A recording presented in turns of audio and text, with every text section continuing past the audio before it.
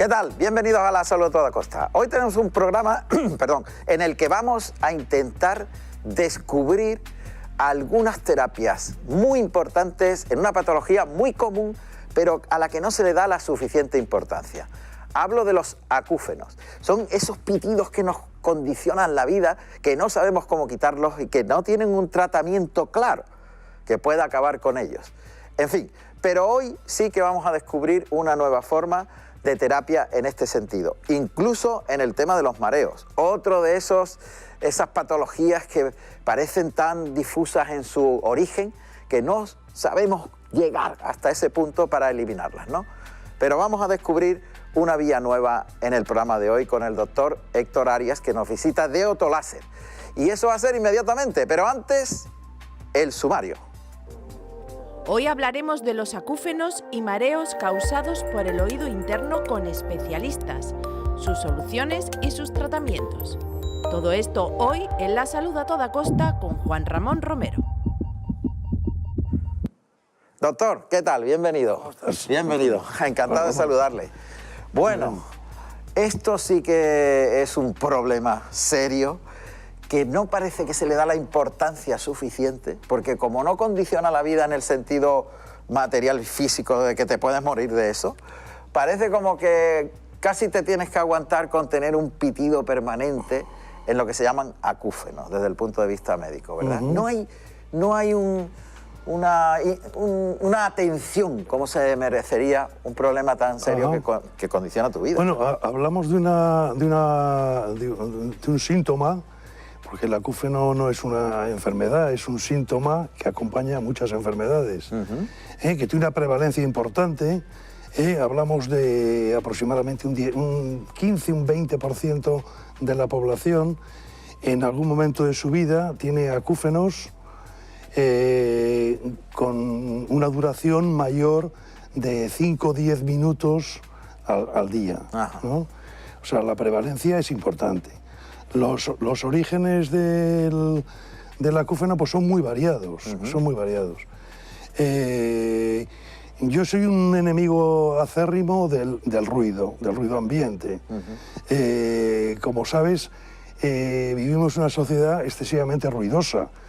Muy contaminada por el ruido. Muy contaminada por el ruido. Concretamente, España es el segundo país más ruidoso del mundo, después del Japón. Sí, es cierto. Entonces hay que... Esto tiene una influencia sobre... Aproximadamente un 60% de los pacientes con acúfenos se debe al ruido ambiente. ¿Al ruido ambiente? Al ruido ambiente, sí. Caramba. Sí, eso es un hecho. 60% de los pacientes con acúfenos, el origen es el ruido. Caramba. El ruido. El oído humano está adaptado para soportar entre 80 y 90 decibelios. Es decir, a partir de 90 decibelios, el oído ya se protege contra el ruido tensando la cadena de huesecillos. Y bueno, pues el ruido ambiente en una calle con mucho tráfico pues puede estar en 80 o 85 decibelios, para que nos hagamos una idea de lo que son, o sea, de lo que es el ruido en la vida cotidiana de las personas, ¿no? Bueno, entonces vivimos en una sociedad muy ruidosa, desde la misma calle hasta los locales de ambiente, claro, o las discotecas, o la industria metalúrgica, en fin. Claro. Entonces, en este sentido, doctor, tenemos el enemigo permanentemente, porque es inevitable, quiero decir. Evidentemente. Tenemos, si es el 60% de las causas de acúfeno, de esos pitidos horrorosos que nos condicionan la vida, y está basado el 60% en nuestra forma de vivir, esto tiene difícil solución. Pues sí, bueno, afortunadamente en los últimos años, desde hace más o menos 15 años, la Ley de Prevención de Riesgos Laborales, por ejemplo, bueno, pues facilita a los trabajadores la protección auditiva, es decir, se debe de hacer una valoración del riesgo laboral de cada trabajador. En el sitio donde está. En el sitio adecuado y bueno, pues si se hacen una serie de mediciones de ruido ambiente y si en esas mediciones se detecta, sea un disc jockey, o sea un trabajador metalúrgico, o sea un chapista, bueno, pues si se detecta que en su medio ambiente el ruido excede los 80, 85, 90 decibelios, pues ya debería de protegerse. Ajá. La ley dice que la empresa debe de facilitar todos los medios para que el trabajador se proteja. Claro, por eso vemos en los aeropuertos la gente al lado de los aviones. Exacto, claro. Eso es. Mira, te cuenta que en un aeropuerto el ruido ambiente en pista es de 120 decibelios. Qué barbaridad, claro. Y eso es peligrosísimo, claro. Peligroso, exacto. Para que ocurran estas cosas, claro. Efectivamente. Bien, entonces, me imagino que todo este disturbio que ocasiona el ruido ambiental de nuestra sociedad está ocasionando como una agresión a todo el sistema auditivo, ¿no? Eso es. El ruido mantenido por encima de 90 decibelios. Claro, también hay cierta susceptibilidad de algunas personas. Claro, que son más predispuestas. Son más predispuestas, efectivamente. Se hicieron estudios, por ejemplo, en el ejército. En el ejército se hicieron estudios sobre, te quiero decir, cuando los muchachos en la mili, pues por ejemplo había líneas de tiro, todos los muchachos tenían la misma edad, ejercicios, el mismo ruido y tal. Bueno, pues entonces siempre se encontraba algún afectado en el primer día de tiro. Esas prácticas, sí. De práctica de tiro, pues siempre había algún afectado. Luego, por lo tanto, a misma edad, mismo ambiente, mismo ruido, hay siempre una cierta predisposición. Ajá. O sea, tú te puedes encontrar empresas en las que el ruido ambiente está por encima de 90 decibelios, hay trabajadores que no tienen lesión auditiva y, sin embargo, hay otro porcentaje elevado que después de unos años pues hacen lesión auditiva, lógicamente. Bien. Esa agresión permanente... O sea, el ruido lesiona al oído interno. A eso le iba a preguntar. El ruido lesiona al oído interno. Al caracol, la zona del caracol. A la cóclea, es, al caracol, eso es. Ahí es donde incide esa acción permanente del ruido hasta lesionarlo, digámoslo así, ¿no? Eso es, sí. Hay destrucción de las células ciliadas. Ajá. Hay muerte de las células ciliadas. Ajá. Eso es. Y a partir de ahí, ¿esas células se pueden recuperar o no? Una vez que se lesionan o se mueren, no hay regeneración. No hay regeneración. Madre mía. Eso es. Por eso permanece el síntoma, digamos, que es el acúfeno, permanece y no hay manera de quitarlo. Y no hay manera de quitarlo, efectivamente. Bueno, el acúfeno se puede atenuar. Atenuar. Digamos que nosotros ofrecemos, con Otoláser, ofrecemos un mecanismo alternativo a las terapias convencionales. Sí. La terapia convencional para el acúfeno es el enmascaramiento. Es decir, si tú tienes un acúfeno, lo primero que hay que hacer cuando el paciente viene con un acúfeno es intentar medir la frecuencia del acúfeno, sí, la frecuencia y la intensidad. Sí. Entonces, una vez tú sabes si el acúfeno pues tiene, pues qué sé yo, 5 decibelios a una frecuencia de 500 hercios, sí, tú lo que intentas es, en el oído contralateral, le pones un enmascarador. Es decir, le pones un ruido blanco, sí, un poquito por encima de la intensidad que el paciente tiene. Y entonces ese enmascaramiento pues le puede atenuar el acúfeno. Caramba. Le puede atenuar el acúfeno. Es decir, si tú tienes un pitido en el oído de 5 decibelios sí, y te metes en un bar, un restaurante donde hay mucho ruido ambiente, digamos 40 o 50 decibelios, tú no oyes tu propio ruido. Lo enmascaras. Lo enmascaras, exacto. El problema del acúfeno normalmente es el silencio. Cuando te vas a la cama y estás en silencio absoluto. Madre mía. Eso es. No te deja dormir. Eso es. Qué barbaridad. Entonces, el enmascaramiento, digamos, es la terapia convencional. Ya. Eso es lo que se ha hecho hasta ahora. Porque no hay ningún fármaco ni ninguna terapia que vaya directamente a solucionar algo que ya está muerto. Efectivamente, eso es, eso es. Los fármacos en general no van bien. Se han utilizado corticoides, se han utilizado vasodilatadores, se ha utilizado oxígeno hiperbárico, pero el tratamiento no es efectivo en la mayoría de los casos. Ajá. El tratamiento efectivo es normalmente el enmascaramiento en un porcentaje alto. Sí, pero puede eso... ser 60-70% de los casos, sí, el enmascaramiento es eficaz. Sí. Pero queda ahí un vacío de un 30 o un 40%, pues que no tienen... No hay manera. No hay manera, exacto. Eso es. ¿Y cómo es la reacción de estas personas que tienen que vivir con ese...? ¿Qué hacen? ¿Cómo les cambia la vida, doctor? Bueno, varía mucho en función de la intensidad del acúfeno. Claro, es decir, no es lo mismo tener un acúfeno de 3 decibelios que de 30 decibelios. No, claro, claro. No tiene nada que ver. ¿Y eso varía mucho? Sí, varía mucho. Ajá. Afortunadamente, el paciente con acúfeno es difícil, es bajo. El porcentaje de paciente con un acúfeno muy intenso que le incapacita para hacer una vida normal es bajo. Aproximadamente un 1% de los pacientes con acúfenos tienen un problema serio. Menos mal, ¿no? Menos mal, menos mal, efectivamente. Claro. Eso es. Bien, entonces... Luego hay otro tipo de acúfenos. Sí. Hemos hablado del ruido, hablamos del 60%. Sí. Pero luego hay otro porcentaje importante de acúfenos originados por causas orgánicas. Orgánicas. Hay muchas sorderas, por ejemplo.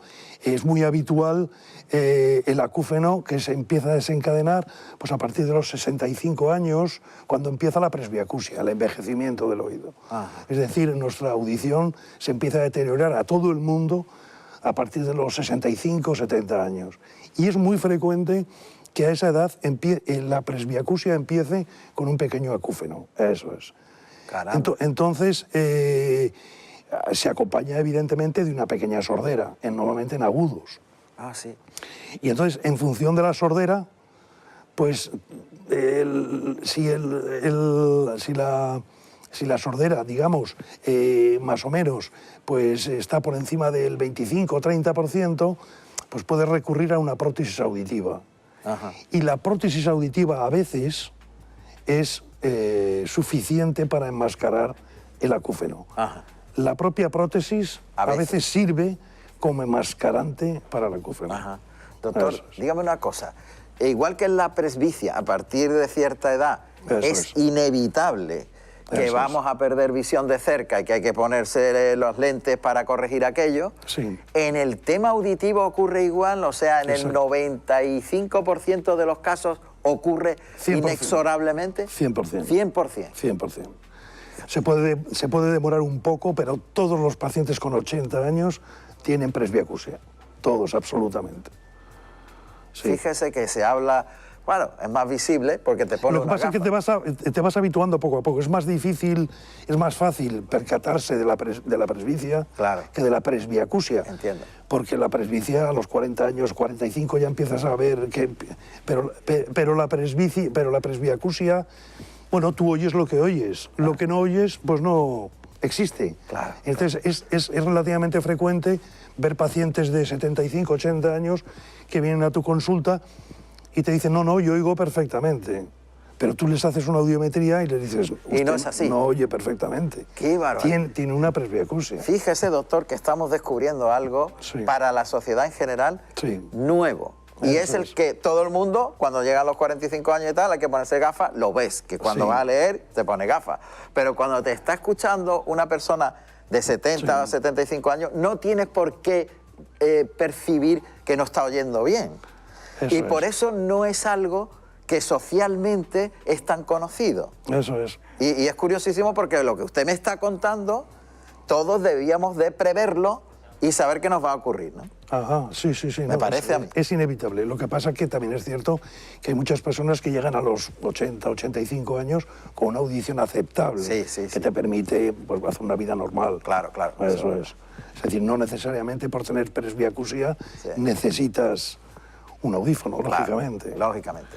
El oído humano maneja unas frecuencias entre 50 hercios y 8.000 hercios en conversación, Sí. en conversación normal. Esto, cuando hablamos de hercios, hablamos de una intensidad más alta, menor. Sí, frecuencias más graves o frecuencias más agudas. Más agudas, Es efectivamente. decir, pero también es cierto, y la gente en general no lo sabe, que una persona joven puede llegar a detectar 12.000, 14.000 hercios.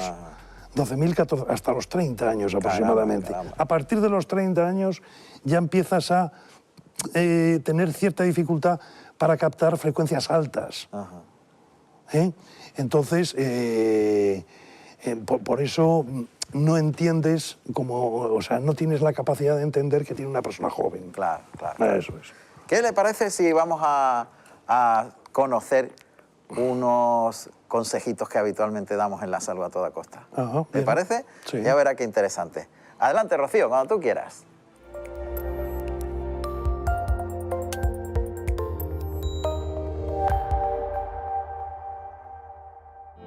Hola Juan Ramón, ¿qué tal? Hoy queríamos hablar un poco de un tema de salud en relación con la alimentación, con la toma de algo tan nuestro como son los frutos secos. En los últimos años se ha demostrado en distintos estudios, sobre todo a nivel nacional, el estudio Predimed, que es un estudio que ha vinculado la dieta mediterránea, los beneficios de la dieta mediterránea a la prevención de eventos cardiovasculares, de infarto, de ACV y de muerte por causa cardiovascular, sea el motivo que sea la causa.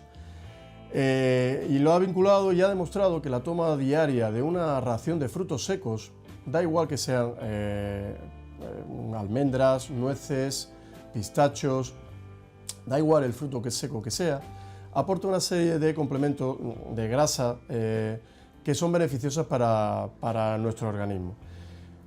Algo tan sencillo como la toma de frutos secos, como estamos diciendo, una ración, ha demostrado disminuir los eventos cardiovasculares en un porcentaje tanto o más amplio que la toma de cualquier fármaco.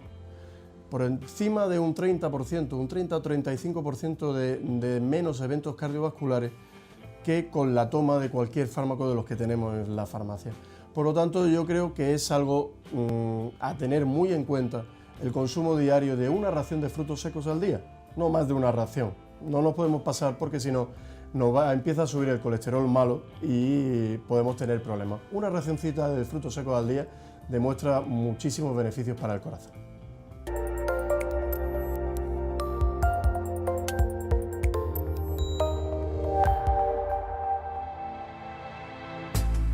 La verdad es que yo estoy descubriendo un montón de cosas, doctor. Y si la estoy descubriendo yo, que llevamos ya tanto recorrido en información, nuestra familia de La Salud a Toda Costa también. Y yo creo que es por lo que estábamos explicando antes, porque no es tan visual lo que está ocurriendo en el oído.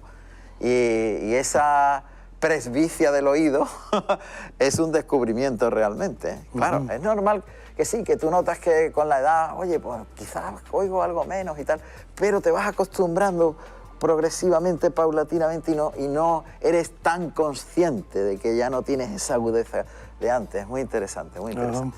Bien, todo en un proceso normal, pero los acúfenos no son normales. Es un síntoma que no es normal porque antes ha habido una destrucción celular que la causa, ¿no? Bien, hemos dicho que las terapias convencionales en fármacos no funcionan y que el enmascaramiento es lo que hasta ahora se ha hecho.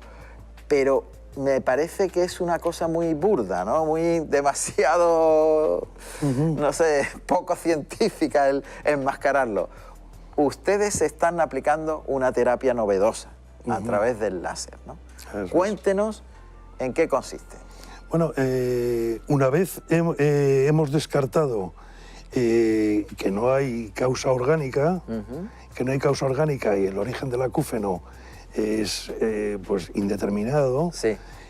pues entonces... Ustedes hacen un estudio de cómo funcionan todos los huesecillos, Por supuesto. el oído, o sea, externo, oído medio y oído interno, lo van analizando que morfológicamente Hombre, todo está bien. nosotros necesitamos que el paciente venga totalmente... Normalmente el paciente con acúfenos Sí. ha recorrido todos Todo, los médicos, claro. tiene pruebas hechas de imagen, Sí.